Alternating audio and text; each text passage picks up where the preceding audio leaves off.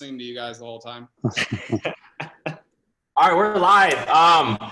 Cool. Welcome today. We have a really fantastic panel. We haven't done one of these before, but this is a San Francisco real estate mastermind. We have some of the best and brightest minds in San Francisco joining us today, along with title rep and lender. So why don't we do some quick intros? So today's co-host and primary moderator is going to be Brian Tran. Brian. Brian. Hey guys, I'm Brian Tran with Compass, and I specialize in San Francisco, and I can't wait to go into this because not only are these some of the best producers in the city, but they're also, I would like to say, my good friends, and we've been, going back with Vanguard and Climb, and it's crazy that we're able to pull everybody together, and this is amazing. So I'm gonna go ahead and pass it over to Leslie, and then we'll kind of go down this gallery thing. Leslie, can you introduce yourself and where you specialize in?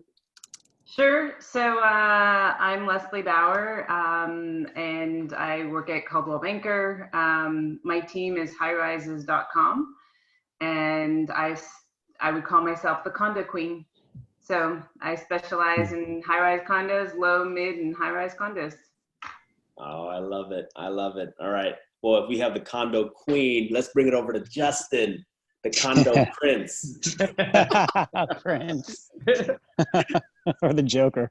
No, so yeah, Justin Goldberg. I was at Vanguard before, moved over to Compass. Right now I have the Goldberg group of Compass. We do a lot of South Beach condos and also work throughout the city, not just condos, but 2 to 4 units, single family homes, co-ops. And yeah, excited to be on this discussion panel.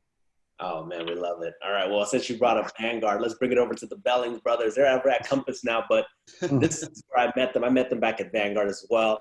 Aaron, Michael, go ahead and take it off. I'll let you guys, whoever wants to go first, older first, younger first, doesn't matter, guys. Go ahead. Yeah, obviously beauty before age. So I'll go first. Yeah, and I knew Brian when he had even more of a baby face. What's up, everyone? We're the Bellings brothers. Aaron and I, actual brothers. We get that question a lot. Born and raised in San Francisco. Third generation realtors, if you can believe it. Yeah, we were the #1 buyers team last year in total transactions in the city. So yeah, we love what we do. I don't think we have a title like condo prince or princess or anything like that. I'll do that to you guys. What about you, Aaron? Yeah, well, welcome everybody. Excited to be here. I'm the older and wiser half of the Bellings Brothers real estate team.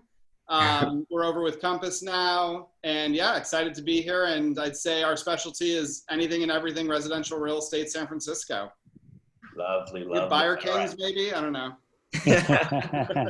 All right, let's take it over to Climb with Marcel, but now it's at KINOKO. And he's in his beautiful listing. I know that listing. That is Noe Valley right there. That's a charmer. Go ahead, Marcel. Hey everyone, Marcel NERI here with Greco Real Estate Group at KINOKO. You can ask me later what all of that means. But yeah, we're at Side now. We used to be at Climb, so a lot of familiar faces here, and really happy to join you guys. So I specialize also in condos in San Francisco, but also single family homes. Nice, and I love it. You guys got, the South Beach. You got, and then Marcel, you guys do a lot of Mission Bay. I see you guys have a lot of listings there. You guys also do South Beach as well. And that's, and Aaron and Michael, you guys are really true. You guys are everywhere. And so, this is a great panel. But we're gonna take it over to our title rep, Nicole. Please introduce yourself. Hey there. So I'm Nicole K with Old Republic Title Company here in San Francisco, and I'm excited to ask you guys some questions, and then of course just answer any questions you have on my end. But I talk to a lot of agents. That's kind of my job. So it's always interesting to hear what you guys are seeing. And I'm feeling a lot of energy this week. So I'm excited, and I hope that you guys are seeing that as well. Yes, lovely. And now Aaron, our money guy, please introduce yourself. Hey guys, Aaron with Wells Fargo Home Mortgage. I think I know almost everyone on the call. So good to see some familiar faces, and happy to answer any questions about this crazy times. And just let me know if you guys have one-offs as well. Michael, Aaron, What's Justin? up? Got the dream team here. All right. I see you over there, Brian. To avoid confusions, we have 2 Aarons in the group. So we're going to call, Aaron, the money guy, and then Aaron Bellings, we'll just call you Aaron. Is that cool? That works for I me. like money guy. Money guy. I love money guys. AB. Money is what is driving us, and I think that's what's going to drive this economy right home. So, Kenny, what's our first question for this beautiful panelist? I forgot. I didn't prep. I mean, what are you guys seeing in the market right now? We're a month in shelter in place. I'm curious about the inventory you guys have.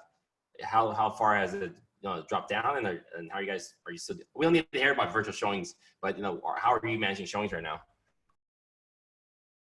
Let's start off with Leslie. Go ahead. So I'll go. So it depends on the type of property I have right now, because I have a bunch of listings, but we really can't show anything that is owner occupied. So I'm lucky enough to have one unit right now that is vacant. So we'll be doing Facebook Live tomorrow at 350 Broderick. So as long as people sign their waivers and show a proof of funds or a pre-qual, then we can bring people in one at a time. Like basically it's been about an hour between showings just because of cleaning everything and making sure people can get in. So we're doing it that way. Otherwise everything else is virtual. Yeah. So FaceTime, Facebook, Zoom. And Leslie, you said things have been going kind of bonkers, right? That means, what is that? Are you just doing a lot of work and not really seeing the results, or are you seeing like the energy that is coming back into the market and those results actually blossoming? So what a lot of the high-end new development is doing is virtual tours of their properties. And so I'm working on several new development contracts. Their virtual tours are great. So they take about an hour. And I've got a lot of clients that are really busy working on some of the new construction stuff. Nice. So that's what I say is going bonkers, is the new construction. People are still super interested in that because they're not going to last. Okay. Oh, we have Michelle Balog. Michelle, You're muted, Michelle. muted. Bottom left, you got to unmute. I've unmuted, sorry. Hi. Hi, Well, Michelle. well, we did our introduction, but Michelle, please introduce yourself to where you specialize in, your name, your group name, and your company. Sure. I'm Michelle Balog. I specialize mostly in San Francisco, but my team sells the North Bay, the East Bay, and San Francisco, thus Bay Real Estate Group. Lovely, lovely. And Michelle, you really do. You specialize in all things San Francisco. So, I mean, I think that's great to have you on board to kind of give us that input on not only just condos, but single family, TICs, and everything like that. So amazing. Thanks for being on. The topic that we're kind of discussing now is, as Kenny kind of mentioned, like how are you feeling about the market, the activities, and where we kind of, what are you feeling today, right? So I can jump in if you want to on our experience. Mm-hmm. Yeah, I'm surprised. I'd say like 4 weeks ago, people were freaking out and, a lot of uncertainty in the world, of course, still is. But our last 2 or 3 weeks, I would agree with the bonkers word. I got more buyer referrals than I thought I would. Most of our clients tend to be millennial tech clients. I'm sure a lot of people are. And when they work at these major tech companies, the Googles, the Facebooks, I mean, they're still hiring, knock on wood. So my experience has been a lot of people are reaching out to us. In the past decade, when your friends call you and they go, oh, this market's too expensive, call me when there's like an opportunity. It seems like I'm finally getting those calls now where they're saying, hey, it seems like there might be a potential opportunity here. What do you think? And I'm kind of showing them the prices, showing them the marketing charts, seeing like a slight, softening, maybe even not even that, but less competition. So we're able to get their ducks in a row, and we've ratified 3 or 4 buyers that were people that were just getting blown out of the water the last year. And finally, they can see a house virtually, not compete against 12 cash offers, maybe get a slight discount, maybe not, but they're able not to have that 20 people they're competing against, and they love that. So for our buyers, I'd say about 80% are still gangbusters and 15% are still in that wait and see mode. But for most of them, the motivations haven't changed, right? They're still a young couple with a baby living in a tiny 1-bedroom in Nob Hill. You know, like they still need more space. They need a place to live. They're getting maybe a little bit of a deal now. So we've been fortunate that we're kind of bumping with these buyers right now. I think one of the big questions and that came to me when you kind of said you're working with a lot of tech buyers, are you noticing that, you know, because you hear about all these companies furloughing their employees and all that, right? Is that true for some of your clients, like that 15% that you're talking about, or are they kind of exaggerating the numbers a little bit, the news media? Yeah, I would say of that 15%, 10% are like self-imposed wait and see, nothing to do with their job. They're just nervous. And then the other 5% have been furloughed. I had a really successful photographer that works for National Geographic and the New York Times and Hollywood, and, you know, all productions have stopped. So I've had like a couple one-off clients like that where they've been furloughed. But for the most part, at least in our experience, we haven't seen many of our clients get furloughed. Those weren't really the people that were buying, it seemed. They were kind of not in that market anyway, luckily. But yeah, I'd say about 5 of that 15%.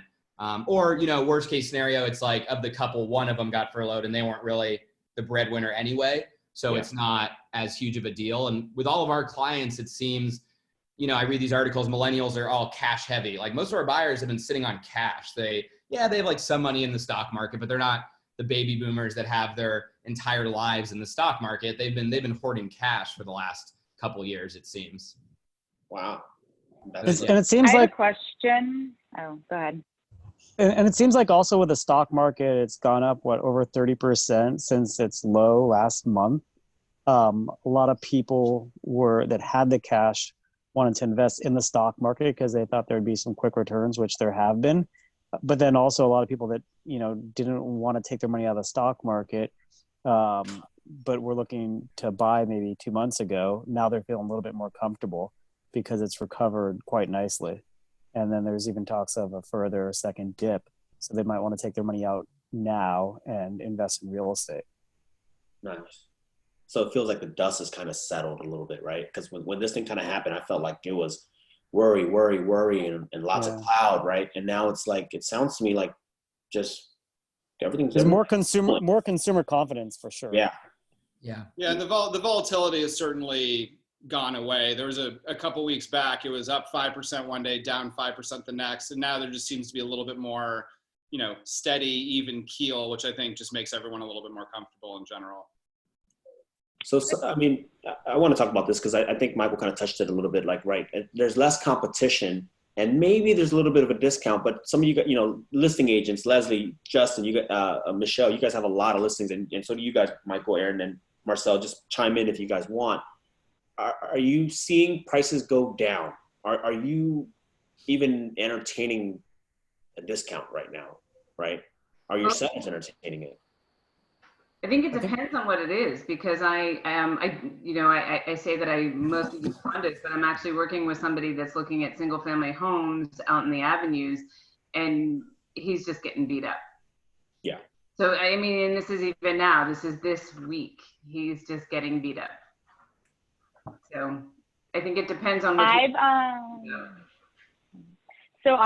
I just have a question for Leslie or anyone. So do you think that there'll be more of a shift to, a single family market versus the condos because of just the space being trapped in your house, in addition to, I don't know, just wanting to spread out from people? I'm just curious what you are thinking on your end, but you said people are still buying a lot in the condo market, so. I think that shift already took place, to be honest. I think the last 5 years or so, we've seen a lot more buyers that don't show me anything that's not a single family, versus how it was 10 years ago, for example. So I don't think that, just from my perspective, that's changed as a result of the last month, because I've seen 3-bedroom, 2-bath condos that are twice the size of these single family homes in the Sunset. So not all products are created equal, but in general, I think it's more of a personal preference than a type of home, if that makes sense. Well, it's also an affordability issue, right? You can't just say like, I want a single family now. It's like, okay, well, then you're going to the Bayview if you want kind of like the same price as a condo in you know, an A+ neighborhood. So I think it's still an affordability issue in that sense. But to answer your question too, Brian, 3 weeks ago, I was seeing about a 5% discount on buyers that we were getting into escrow. I lost out 6 weeks ago on one in the inner Richmond. We wrote on one, you know, right in the middle of COVID, and we got it for 152, and the one we had lost out on was 163. So we got about 100,000 discount. Is a very similar product. That was during a more uncertain time, I would say. But what I'm telling my sellers is, even if you're taking a 5% discount right now, like, we don't know what's coming in 60 to 90 days, right? So a lot of our sellers are saying, hey, let's just lock it in. If it's a 5% discount, like, let's be sane here. Even if 5% discount is still the highest price in pretty much American history in real estate, right? So yeah, it's not as good as it was maybe like 2 months ago, but even locking in a great price that's even 5-ish% off, it's still phenomenal from a historical perspective. So I'm kind of having that come to Jesus talk with sellers about, like, some early on were like, I want 10% higher than what it is. And it's like, come on, let's be realistic here. And it's still not bad getting a slight discount. So. Perfect. Yeah, I've seen about a 5% discount as well. 2 of our listings were in contract when the whole SIP went in place, and tough sellers. I mean, ones that the negotiations were really, really tough. And in both cases, the buyers would close. Both of them were delayed because we were trying to figure out what to do, how to do it, what we could do, what we weren't, you know. And both buyers didn't want to cancel, but they both asked for a reduction. Wasn't quite 5%, but the sellers, you know, were willing to do it because of the uncertainty moving forward. And I think they did the right thing, honestly. But yeah, it seems like a lot of the sellers are very reasonable right now. And I think now more than ever, they're listening to their realtors. San Francisco, I think, well, condos in San Francisco in general, you're going to have more correction than these single family homes out in the avenues or NOE, just because there's fewer of them. It'll be interesting to see what happens to the very high end ultra luxury market, because you're getting more $2,000 a square foot units in, let's say, South Beach or Wynn neighborhood now, like, more than ever. So I think there's going to be a major shift on the high end condos. And you'll see a really deep reduction in the next, I'd say, 4 to 7 months, 10-15% discount with all these new developments. Yeah. Marcel, I don't want to put you on the spot, but you are in a high-end luxury single family right now, you know, Noe Valley, $3+ million. What are we seeing for that property? Are you getting interest? Is activity picking up for you, or you mind sharing kind of the feedback or anything like that? Sure. So this listing is on hold right now. We will be coming back. The interest. You're living there right now, or sorry? Because you're living there, or basically, yeah. Yeah. So it's to be determined what interest is going to look like when we come back in May. I think that what I'm seeing, so a lot of my luxury buyers are actually luxury condo buyers. And so I totally echo what Justin said. I've already seen reductions by developers at, like, the Avery, 181 Fremont, et cetera. And everyone else is saying, just bring me any offer for, like, the luxury condos over 5 million. So I know that they are still very interested in selling. I do believe that you can get a deal if you have a buyer in that, looking for that kind of a product. For the luxury single family homes, I'm seeing, and maybe Michelle, you could chime in on this as well. I'm seeing things sitting for a while. You know, they always look fantastic, and everybody, you know, wishes they could have one. But the buyer pool is already really, really small for those types of properties. And so and a lot of those people do have money tied up in the stock market. And so there's a lot of questions in the luxury market. I do think that we'll see, if we see reductions, it generally will be in the luxury market first. But I do believe that we'll have a strong Q3 and Q4 going into 2021. So To be determined, but in the meantime, if you have buyers looking for luxury products, now is a really good time because interest rates remain really low and there's a lot of product out there. And you have sometimes 50% of the really premium luxury properties in South Beach and the Soma in general, they're all discretionary, or those are discretionary spends. So they're second units, third units, investment units. So it's not a primary unit or a primary concern of theirs at the moment.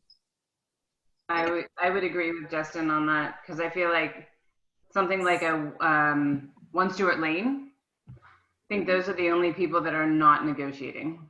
Mm-hmm. Really? They don't need to negotiate, not that front end. That front end, there's nothing going to be better than that. Yeah. Well, and not only that, but they're really in the beginning of the process with their construction financing. I mean, if anyone that was selling in 08 and 09, like Infinity, I mean, when the market crashed, I mean, the deals were unbelievable because they had based all of their projections on certain numbers and financing was really hard to get. And they had big construction loan, deadlines coming up. And so I think if there's a way that you can find out when the construction loan periods are for some of these new developments, that's when there's going to be these windows of like a month or a couple of weeks. And so if you have a great relationship with your salesperson, just ask them, like, hey, how close are you to your windows? They all know when they have to meet certain quotas. And I'm sure the developers are. That's true, but Smart. with 1 Stuart Lane, I mean, They're only so early. They don't you care. have 6 key units in that building. Yeah. So, and the people that are looking at them, money isn't an object. They want, those key units. So, and once those are gone, they're gone. Yeah, for sure. It's more of the mediocre kind of average units, I think, where there's more bulk. I know like at Infinity, a lot of those units that face the walls, like of the data center and stuff, like there were some ridiculous deals, like crazy deals over there back in 08. I think that kind of just in general, anytime there's a slowness in the market, I think we saw this at the end of last year in the condo market too. Anytime there's uncertainty or slowness of any kind, all of these negatives get magnified. So I think the places like without parking, for example, are going to tend to sit a little bit longer. Places that are overpriced, obviously, are going to sit longer. So the ones that are walls are just, they're not going to move as quickly as they would because everyone is no longer in a rush, it seems. So you really kind of magnify those negatives on the different properties. So prep is even more important now, I think, as a result too. Definitely. I want to bring Aaron, the money guy, in here because I just received an email from Citibank saying that they're no longer, they're going to be canceling out the 10% down on the jumbo loans. I mean, we didn't do a whole lot of those anyways, but that's just, is this just a start? Are they going to really start eliminating a lot of the product that the banks have? Aaron, what do we kind of see here in terms of that front? Because without you guys, we can't really sell real estate. We've done the same thing as well. We've pulled back on our less than 20% jumbo financing, which was up to $1 million loan amount as well. So like you said, a lot of our buyers were putting 20% already. We've been told that this is as a result of stay at home, the SIP right now. Wells Fargo is not comfortable. I know the real estate association is comfortable with sending appraisers into homes. Wells Fargo legal has not taken that position yet. So we're still doing drive-bys on all of our appraisals with 20% down. But we have been told that it's a result of the SIP. Where my cautious thoughts are as where long-term, as soon as the SIP's removed, okay, appraisers are allowed back in, but are we still going to get more comfortable with lower down payments, or are we still cautious that the market overall is going to continue to take a beating? So there's a lot of unknowns, and I think all of the banks you're seeing are going to start having similar situations. We're still doing 10% down on the high balance loans. So anything that can assist with as well. But yeah, we're going to be in probably a 20% down situation for most of our buyers for at least a few months here. What about investments, Aaron? Sorry, just quickly. We're still doing the investments. Investment jumbo loans are always 40% down. So 60% financing, that hasn't changed at all. The guidelines on multi-units haven't changed at all. Really the two big products that were affected for Wells Fargo were less than 20% jumbo loans, and then our cash out refinances are all on hold. Wells Fargo is not doing any cash out transactions right now. the investors want to see full interior appraisals, and without that, they're not. They put all cash out on hold. But purchases, I mean, like you guys are echoing, kind of this little purchase boom. I mean, I think we have more purchases right now than we had probably most of last year. On top of which, I'm getting a lot of pre-approvals coming through. So is preemptive for you guys to get busy. And of the pre-approvals coming through, I mean, I think a lot of people are sick and tired of being in their 1-bedroom apartments right now. You know, I think you guys might actually see a nice little boom from people saying, hey, I love my apartment the last 5 years, but I did not love my apartment the last 5 weeks, and I need some new space. So I agree with you. I'm tired of my house. yeah.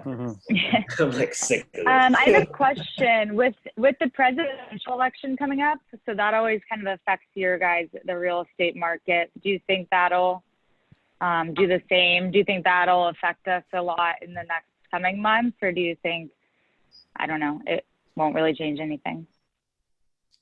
I think it depends on when shelter in place is over and when the curve is flattened and where we are when that happens. I mean, if this is all over somewhat in June, then I think, yeah, the election will have some effect on it. But if this rolls over to September, October-ish, I don't think that's going to be a factor as much as it used to be 4 years ago. But that's just my opinion. Well, I hope nobody made summer plans, because I think it's going to be a dead sprint to the end of the year. I think everyone is antsy to get back out there. Realtors want to work, buyers want to buy, sellers want to sell. And I think we're just going to be 24/7, 365 from the minute that this is lifted until probably Thanksgiving, is my perspective.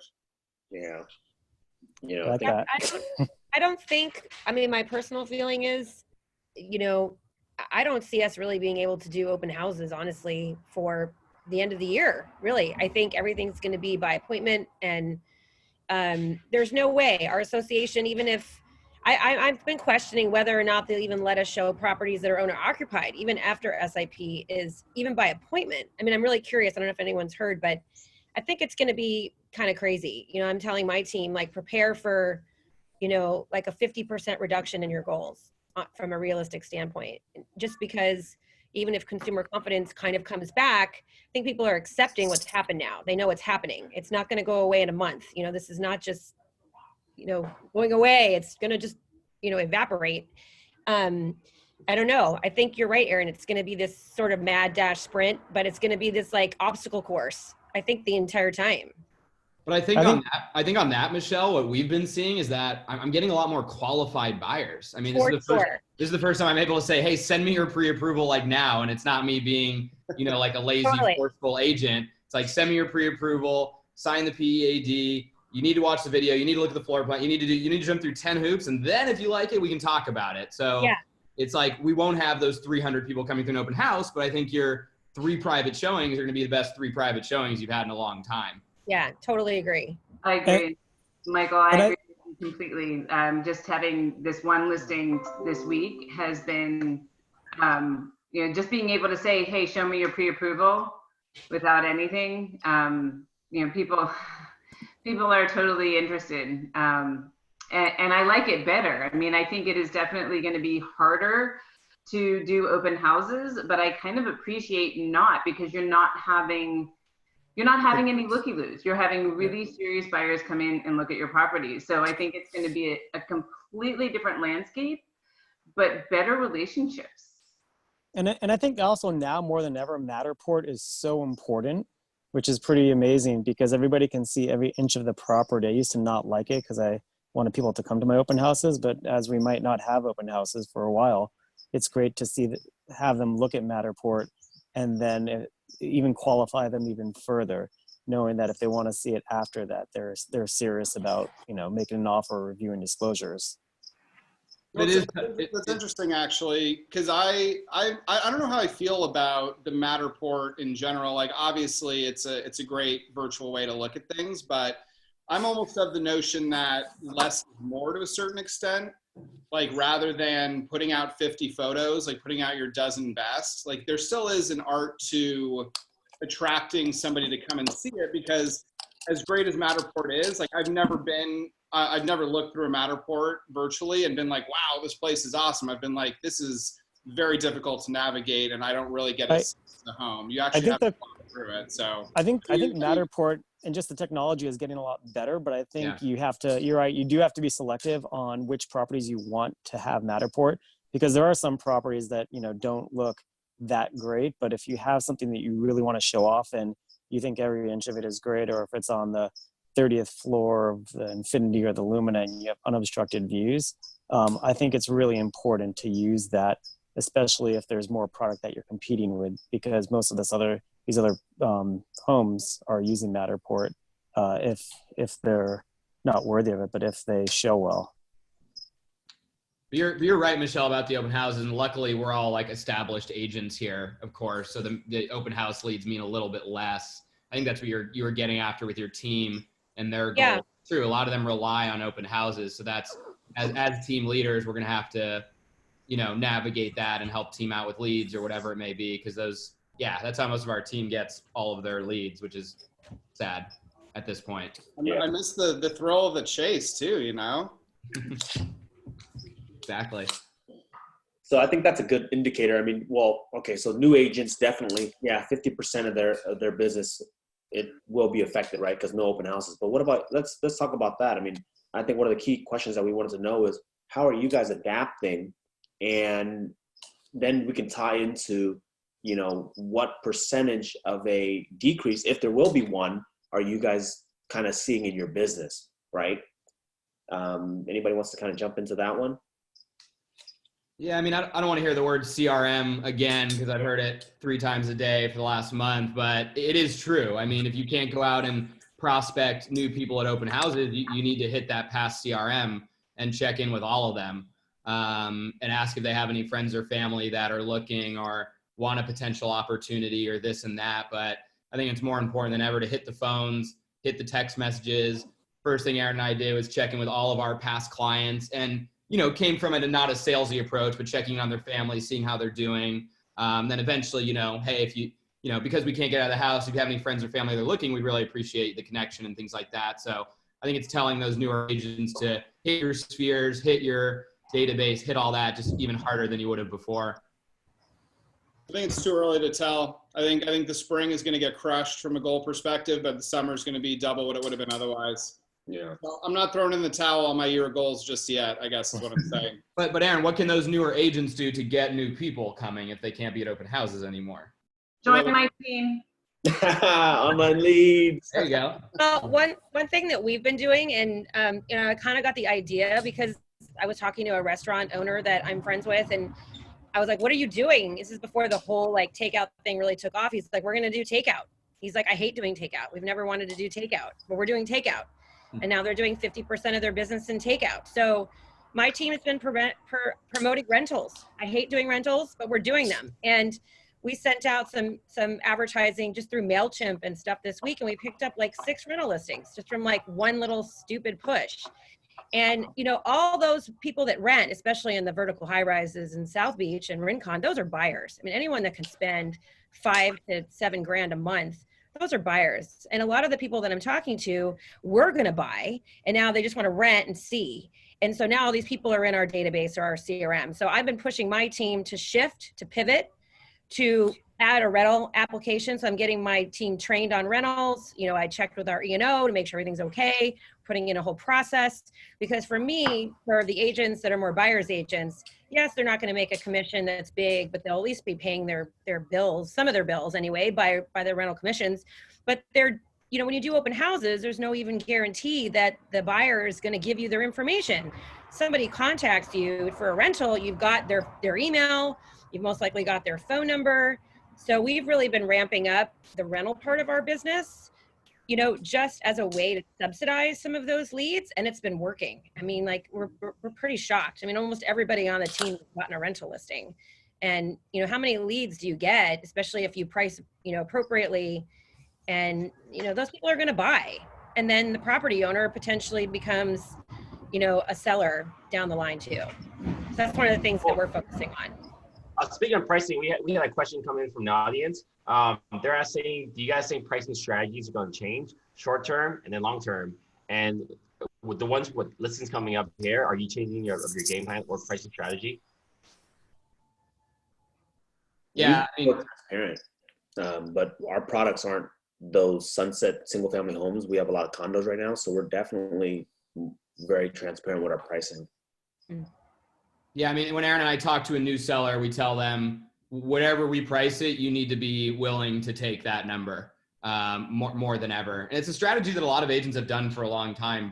Bernie and Mike at Vanguard taught me that when I was there, that they always have that conversation with the seller. If list price, you need to be willing to take that offer. So I think that's more important than ever, clearly. I just think the gamble's not worth it. Yeah, the sunset's one thing, but the whole like 995 to get like 1.5 right now, I mean, like, good luck with that, but I just think it's too big of a gamble for any seller. I do think days on market will mean less now than it did, so it's not as big of a deal if your days on market are a little bit higher than maybe in the past that we thought that was the dreaded kiss of death. But I think no question it has to be more transparent. And I like the fact that when I see a new listing, I'm calling agents like, hey, is that transparent? I'm getting a lot of that from buyers agents too, and it's kind of nice just having an open, clear conversation and not playing the game as much right now, in my opinion. Yeah, I mean, I had a buyer go look at a place that was listed at 1,995. They ended up with 3 offers in 48 hours and it went to 2-1. But I think that's less than norm now. I also had a buyer ping me about a 995 in the sunset, called the agent. He had like 40 something disclosures out and he didn't have any slots available for private tours. And it's negligent. Like, you can't have 40 people into a house anymore. So it's negligent just in more than one way to price that artificially low, I would say.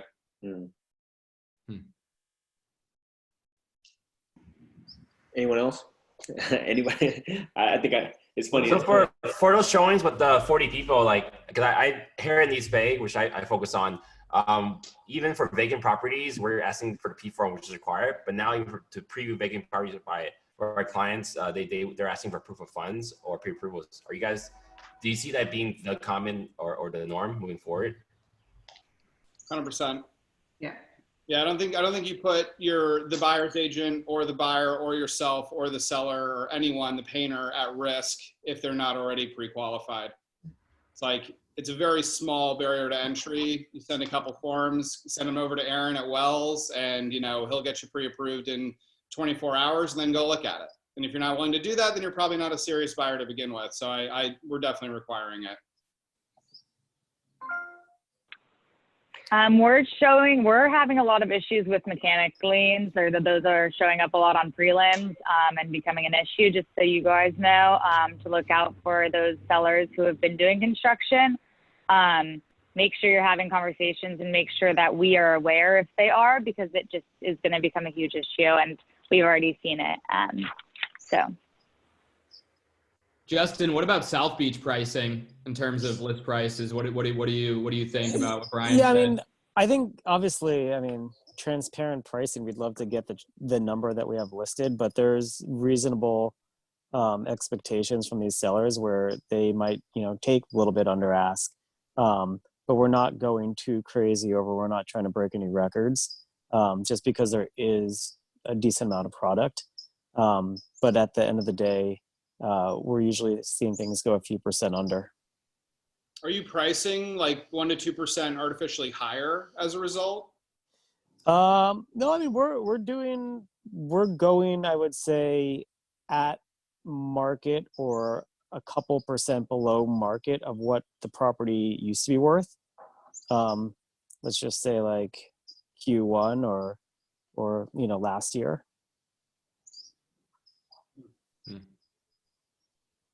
But there's also properties that we have. Again, we have a single family home in the Richmond coming out. And it was interesting to get your take on it, Aaron, because we're going to price it at 135 and get, multiple offers.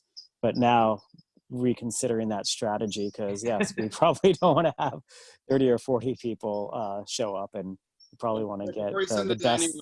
Send me the details. Oh yeah, absolutely. Yeah. I'll send you the Matterport because it's that nice of a property. Oh, okay. All right.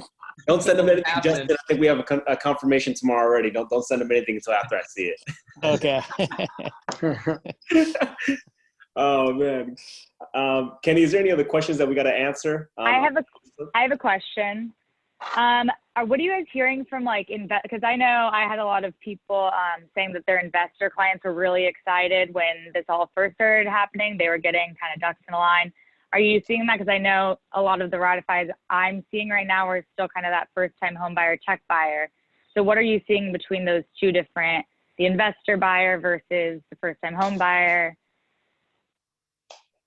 I think investors start coming in when prices start adjusting to reality. So something that we learned was that buyers adjust price expectations immediately, sellers do not.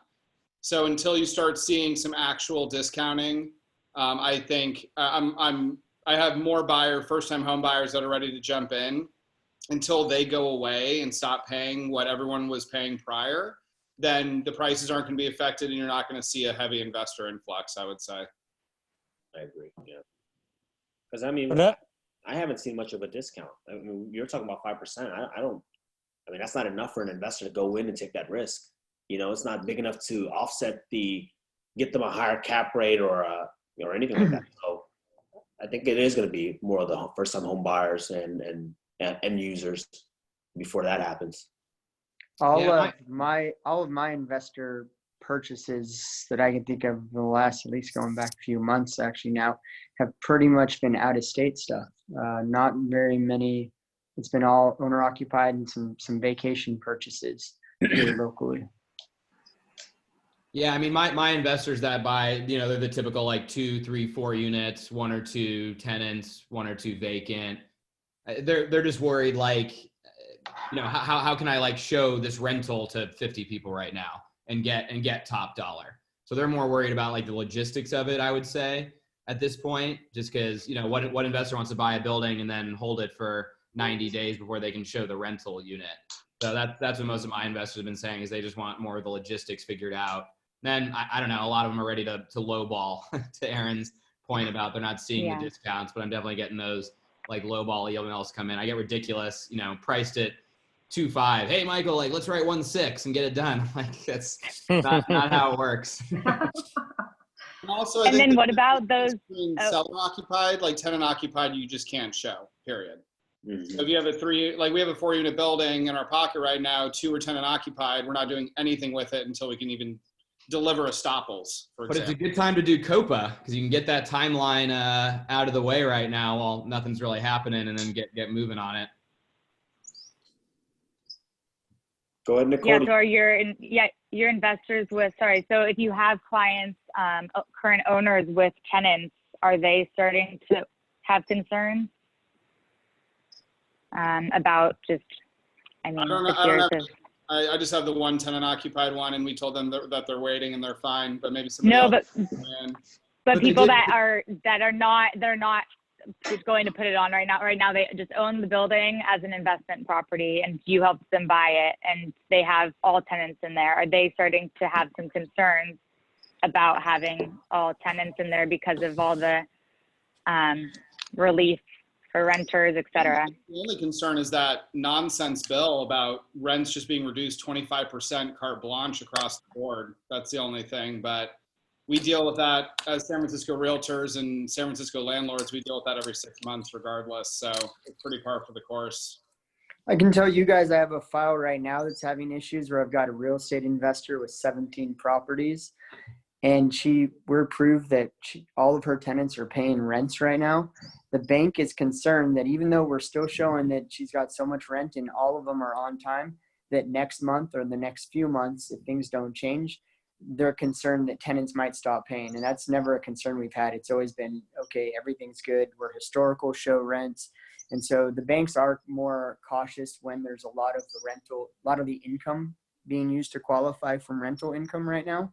And also they're not allowing short-term rental temporarily because a lot of places have put bans or stops on short-term rental. And they know that those that haven't, like San Francisco, nobody's showing up at the short term. All the Airbnbs are empty right now. So that's something on the finance side hopefully this is just very temporary, but it's affecting if you do have those buyers with a lot of rental income being used to qualifying them. Yeah. Same thing with anyone who's self-employed with businesses shut. Le Petit Belling client is a client of mine. He's trying to buy a house. All the swim schools are closed. bank doesn't want to use income if the business is not operating right now until it's back up and operating. Yeah, I think we know something about being self-employed. Yeah, exactly. So.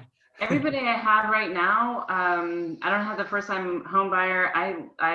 Everybody I have that I'm working with at this very moment is second homes. All of them are second homes, and none of them are talking about where, you know, finances are an issue. So I don't know about the, yeah, it's just my second home people. Yeah, and again, most income is still continuing right now, so that's not an issue. But if you do have those clients that are directly affected, as great as a buying opportunity as it is, we also have to pay attention to their income sources. Historical income has kind of gone out the window right now. We want to know there's income continuing today if we're giving them a loan today. I'm curious to hear what, I have my thoughts, but, you know, I want to hear what everyone else thinks about the future of this market. What's everyone's crystal ball telling them for the next 3 to 6 months? Sorry to steal your thunder, Brian. No, I love it. This is open. This is open.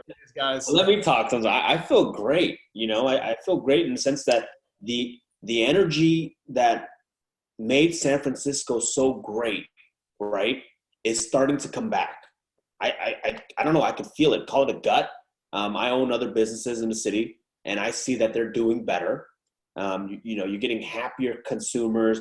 They're spending, even though, you know, they're not spending a whole lot, but they're out and about. There is traffic on the road, believe it or not. There are people out. I mean, they're maintaining their social distance, which is great, but it's good to see people like that. It's good to see smiles, right? Laughter. I think that's what's going to cure COVID, and that's what's going to bring us, you know, this market back to normal. And then, you know, and I can even throw in some stats, because looking at this, you know, it's one thing to feel it, but from Compass side, you know, we see the ratified sheets every week, and I would say April 1st was the worst week that we've had since shelter in place. That was, let's see here, 13 new ratified deals totaling 19 million. Then the week after that, there were 16 new ratified deals totaling 25 million. April 15th, 19 new ratified deals totaling 28. And then this past week, 30 new ratified deals totaling 30 million. It is coming back. It is normalizing. It's that energy, the consumers.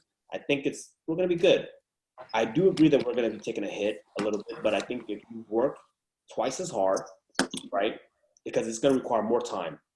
And these virtual showings, the pre-qualifying process, it's going to require more work on our end. But if we're willing to do the work, make the sacrifices, I think that we should all maintain our goals. You know, because I think of how our book of business. I know each and every one of you guys' glass is always half full. I gotta call Brian more for that shot in the arm. I love it. Yeah. But Marcel, I haven't heard from you. How do you feel? Give us that crystal ball. You're smiling over there. I think you got that. You got that bug in you too. I don't. So, as far as the economy is concerned, I read a lot because obviously there's a lot of information out there, and what I'm seeing is that at least for financial experts, they are predicting a V-shaped recovery. So it'll be low in Q2, it'll come back up in Q3 and Q4, and this has historically been proven for other pandemics. So I do believe that the economy will be fine in the long run. We'll probably be okay in Q3. If a vaccine can show up sooner rather than later, then we'll be even better off. What that means for the housing market, I think the housing market will probably follow exactly that trend. And as you mentioned, Brian, at Compass, you saw a somewhat precipitous fall in the number of transactions being done in April. I think that trend will continue for at least the next month. But as we go into the summer, like we've all been saying, I feel strongly that we'll have a really busy Q3, hopefully a busy Q4. The election may or may not have an effect on that. But we'll all be fine. 2021 will be a great year too. and you know, we'll all get our listings sold. So I think the shelter. I'm not ready to talk about 2021 just yet. There's a long way to go still. You asked for the crystal ball, man. No, I know. Everyone's already writing off 2020 though. There's got a lot of life left here in this year. Well, I think I'm curious what other people think about this summer, just because I think that, you know, once shelter in place is lifted, I think we're going to see an influx. I mean, I don't know. I mean, these agents that are just right here in front of me, are you guys going to be releasing, how are you going to release what you have in your back pocket? I'm curious about that. And I mean, Michael and Aaron, you have a lot of buyers, so do I. And they're just sitting, some of them are just sitting, you know, waiting till this shelter in place is lifted. So, you know, do you think that this summer is going to be like the biggest activity we've seen in a while? I do. I think the summer is going to be crazy. The one interesting thing that I hadn't really even thought about, just in terms of supply and demand, is once shelter in place is lifted, the market's going to get flooded with inventory. And it's going to be interesting to see how many buyers are quick to come back versus inventory. Because right now, we had way more buyers like stay on board than we had are signing new listings. So we we're maintaining 80 to 85% of our active buyers, but we're signing maybe 20 to 30% of the number of listings we would be otherwise, just because like you can't meet them, you can't walk through their place, I can't stage, you can't really do anything. So, you know, we were like, oh, okay, well the demand is there. But then once shelter in place is lifted, if the market's flooded, it's going to be really interesting to see what that does for prices at that point. Because if there's a ton of inventory and then all the buyers aren't quick to jump back in, then we could actually see a negative impact as a result of that versus what I'm seeing today, which is super strong buyer demand with no inventory. So I'm curious to see what happens myself, but I think a slow rollout is probably going to be key. Yeah, Michelle, what are you doing with your listings? What's your plan? Are you just holding off until shelter in place is lifted? Nope. You're going the opposite. And so, I mean, we don't have a ton of listings right now because I feel like a lot of people that we've been talking to, we're trying to figure out when to release and what to do, but we're not seeing a lot of new listings come in just yet. But a few of the listings that we have, you know, I just had a call with one of my clients, you know, yesterday that's owner occupied, and I was like, you got to move out. You've got to move out. And I don't think you should wait until the shelter in place is gone. I think you need to put all your stuff in storage and go into a short-term rental. I have a couple clients that have gone into short-term rentals, like in Sonoma or, you know, like 3-4 month rentals, you know, because they're worried that if we wait until all this is lifted, that what Aaron is saying is going to happen. There's going to be this flood of inventory. And then we're going to, you know, the buyers are very uncertain. And so right now there's not a lot of inventory. So if a client is flexible and they can put all their stuff in storage and go into a temporary rental, you know, especially right now, they are homeschooling their child. And I was like, go rent something with a pool, like go up to Marin, like somewhere. You're moving to Marin anyway, just go now. It's like being on vacation, but not really. And so I'm trying to get as creative with people, you know, especially if it's owner occupied. I'm not going to wait. You know, I feel like if the seller is willing to do the work, then let's do it. Because, you know, more than half of our listings last year were partially staged, and that's not going to happen. And I think, you know, moving forward, you just got to like be really creative with your clients. And if you can bring it on, don't wait. I think all the strategic timing stuff is kind of out the window. You know, like summer has always been kind of a dead market. I think it's going to be crazy. And, you know, I don't know what's going to happen in the fall, because last election, I mean, I had clients liquidating their stocks like the night before the election, and that was without a global pandemic.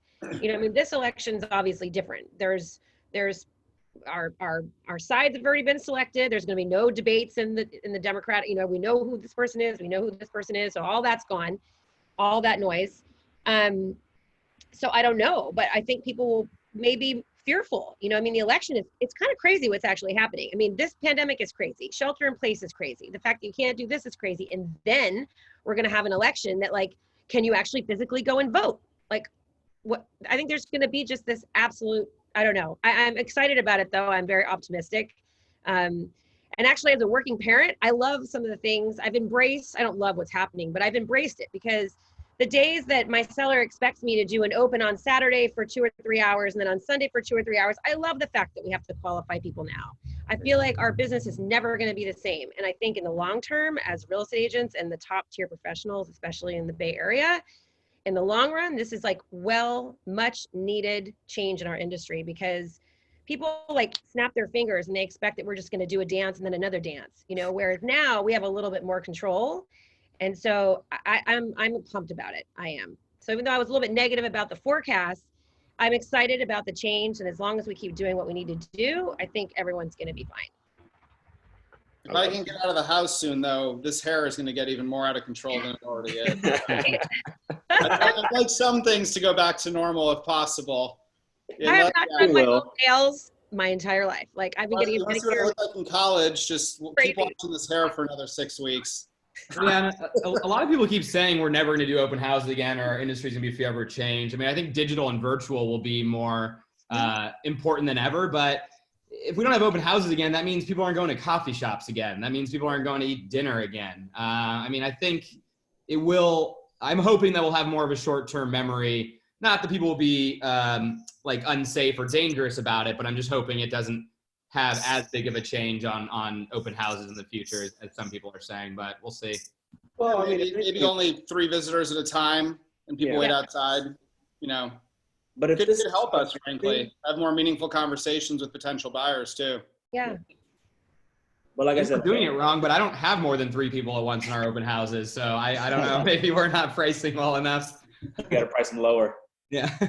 But I think if anything, this has taught us that, you know, people still need to see the home before they buy it. Mm-hmm. Because, I mean, I'm doing it. I mean, yeah, I'm doing the virtual thing. I'm going around with a phone. But then if they like it, then they still want to go there and see it. So I think it's reassuring that it won't go away. People, not with this kind of purchase, you know, they need to see it, touch it, walk it before they buy it. But yeah, and I think we're going to see some differences on mine and Mr. Aaron the banker's side. In a good way. We're super behind as far as technology. Like we had to make a lot of changes on our front just to get people that were over 65, had young kids at home, just to even allow them to work from home a few times a day. That was crazy for the first few weeks. Mobile notaries, having people, you know, the appraisers, it's just all of us are going to have to shift so that in a good way, because it shouldn't be that they have to be in the office and everything's printed docs and all this stuff. So, I mean, right now, a lot of states are allowing for mobile or online, like notary services. We don't have that in California, and the properties that are all under $1 million, and we obviously don't have a lot of that. So I don't know what the future has in store, but I think it'll be good for your end consumer. It should be like this. You see me, I hold my ID up, and then I can sign, you know, that'd be the awesomest. Nicole, what's going to happen with international buyers? They have to go to the consulates and embassies that are shut down. Mm-hmm. So that's kind of been my nightmare the last my escrow officers and title officers nightmare, because they are shut down. I've had more stuff on the seller side, luckily, and honestly, I don't know, because most of them are shut down. Army that's bases. A good question. Army bases? Army bases. I know, but those are dangerous. That's where you suggest that they set up? That's the only other place I've had success with international notaries that's approved through. That's good to know. And they're not shutting down. Epistles, something like that. In the UK, they have apostles. There you go. I know it's close. They're like essentially mobile notaries. Well, I think it's pretty cool that all the counties have gone to e-file now, right, Nicole? So that's something that could have taken another 10 years for some of the counties to adopt, and they were forced to instantly adopt it. And that's, I can pretty much guarantee they're never going to go back to paper docs now that they've got the e-docs. Yeah. Interesting. I love it. We closed and recorded on the first day of e-file being done, a month ago, which was pretty awesome. But I love the fact that what Michelle said, I think we all have to be a lot more nimble and creative about what we're going to do moving forward. And I think it basically means that, you know, the really smart and savvy ones, like everybody here, is going to be fine and successful. And I think the people that, you know, thought that this was an easy path is going to understand this is never an easy path. This means a lot of hard work, but you're willing to do the work, you're going to get through it. I love that.